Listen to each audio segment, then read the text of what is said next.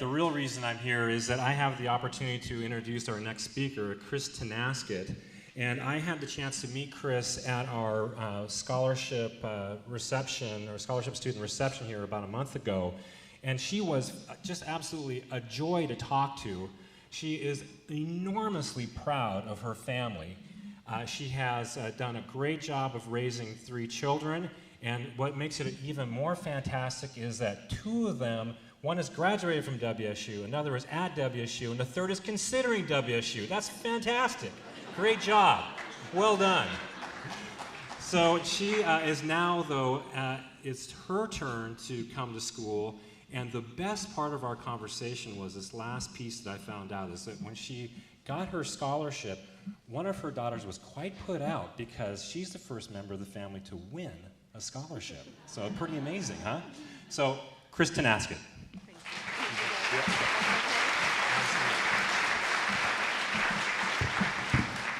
Good evening. My name is Chris Taylor Tonasket, and I, like people before me had said, I didn't think I was speaking to quite this large a crowd. Education has always been important to me, but as happens with many people who desire an education, many things take you off the path of education. We'll say many moons ago, when I graduated from high school, I wanted to go to college. I had a high school counselor who helped me along the path to applying for college. I applied and was accepted, but when it came to figuring out how to pay for college, my parents and I knew nothing about this part. As well-intentioned as my parents were, they had never been to college and didn't know how the process worked. This not knowing became a roadblock, and I didn't go to college at that time. When my husband and I got married, he had already completed 2 years of college. At that time, he thought about quitting to support us, but I said no. I told him, you already have 2 years in, it would be a waste not to finish. Completing his education would also be a benefit to our future, and he was the first person in his family to go to college, and he graduated from Whitworth in Spokane. We have 3 daughters, and as each of them progressed through school, I made sure that their high school courses were set up to make the possibility of going to college available to them. And we talked college at our house, and we talked about how to go to college. I knew that the not knowing how the process had been my roadblock, and I wasn't going to have them miss the opportunity to go to college because of it. So I taught myself, for them, how to go to college.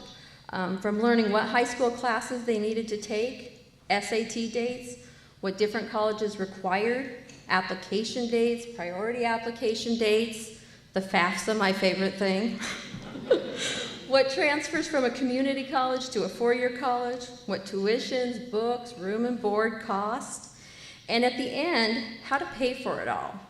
We also visited colleges to check them out and get a first-hand view. My oldest daughter, Nicole, graduated from WSU. She earned her degree in broadcast communications, and she is now a news producer at Creme News in Spokane. My middle daughter, Samantha, will graduate from WSU this December with a business degree and would like to work in the music industry.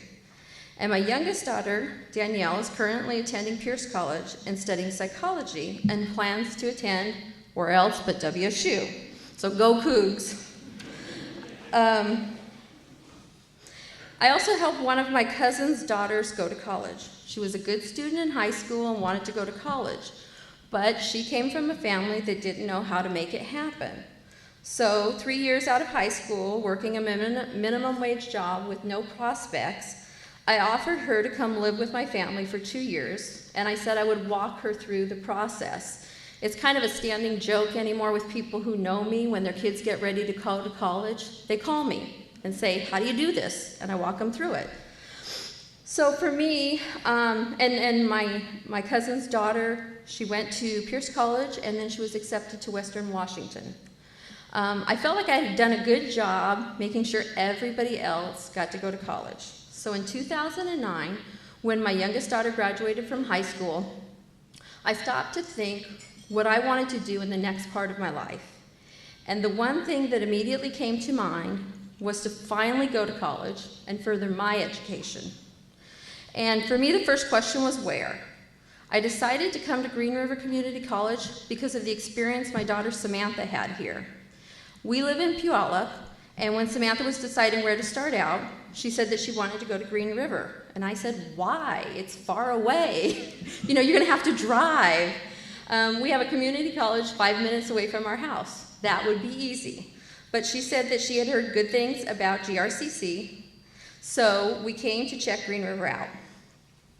From our very first interaction on this campus, we had nothing but positive outcomes. The first thing we ever did here was a tour, and I wish I could remember the woman who did the tour with us, because you would think it's just a tour. But she told us so much in the tour, and then as the tour ended, she walked my daughter right into the career and advising office so she could get started. Every step of the way, she met with people who not only did their job, but went that extra step to explain what her next step should be. They were thinking ahead for her to show her how, so she didn't have to hit those stumbling blocks. Her instructors, the people in enrollment services, the Career and Advising Center, women's programs, and financial aid were always helpful. And I was always surprised that Mary Eddington in financial aid, the first meeting we ever had with somebody in financial aid was with her. And I thought, well, this is the person in charge of financial aid, and she's going to talk to us. And not only did she help us out and steer us in the right direction, but she also gave me her business card. And the first time I ever had a question to call, I called and left a voicemail, and I thought, you know, of course somebody else is going to get back to me. But it was her that called me back. And anytime I ever had a question, she always answered my questions. And I've always been so impressed with that, because so many places that you go, you know, you're lucky if you can get through on the phone. So to get that type of answer and an answer right away, and from the person who is leading the department, I just was very impressed with that. For myself, even though I live 5 minutes away from another community college, because of my daughter's first-rate experience here, I decided to drive all the way, it's even from Puyallup to Green River. And I have not regretted that decision one day since I began my class. I kind of wondered as time went on how I would feel about driving the drive every day and the long hours that I might be here.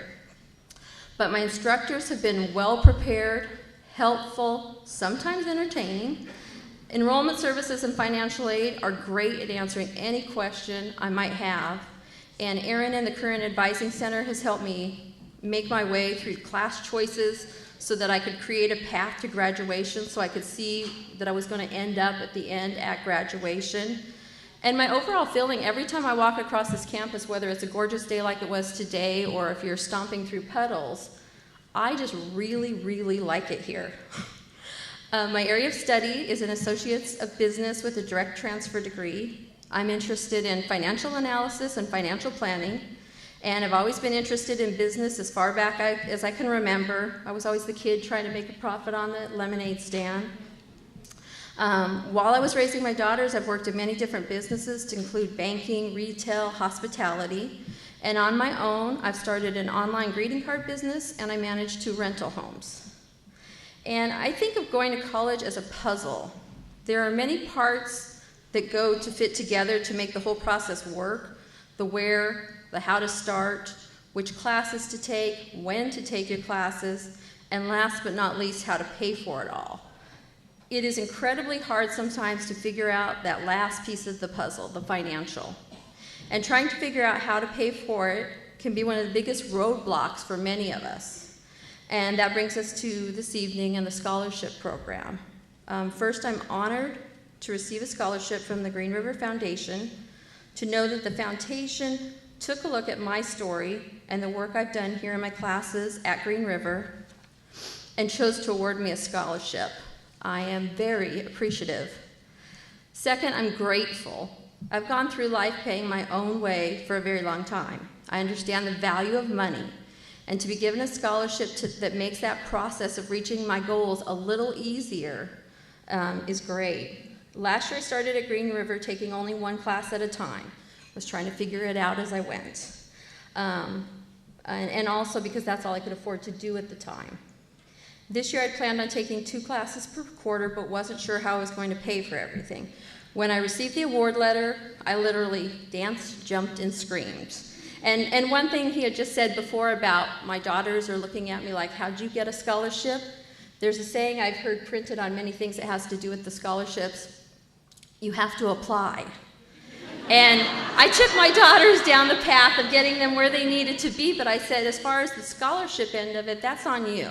You have to, if you want it, you have to go and find it and get it. And there is that out there, but they never really did it, so. The last thing that I am is humbled. The scholarship that I received is the Terry Moore Memorial Scholarship. Jack and Joyce Moore created a scholarship in memory of their son, Terry, and Terry was a student at GRCC at the time of his death in an automobile accident. This scholarship is given to students seeking a business administration degree because of Terry's interest in taking control of the family business when he completed his education. For me, I cannot imagine the loss of a child. So to be given a scholarship in memory of Terry Moore, it touches my heart. And I would like to thank the Moore family for this honor in memory of their son.